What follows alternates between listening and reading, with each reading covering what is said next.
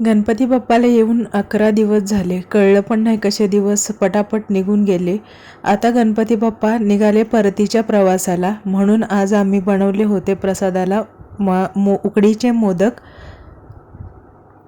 तर बाप्पांची आरती केली, नैवेद्याला उकडीचे मोदक ठेवले, 21 मोदक बनवले होते आणि आम्ही आमच्या एरियातल्या गणपती विसर्जनाला गेलो. मंडळाचे गणपती विसर्जन होते, तर तिथे एकापेक्षा एक डेकोरेशन केलेले आणि खूप आवाज असलेले असे साऊंड लावलेले गणपती विसर्जन चालू होते, म्हणजे मिरवणूक चालू होती. तर आम्ही थोडा वेळ तिथं गेलो.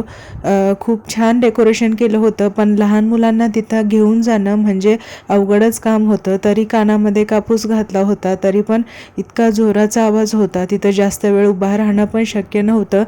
पण जाऊ दे, आता हे लोकांचे विचार आणि त्यानुसार केलेल्या गोष्टी. पण गणपती खूप छान होते.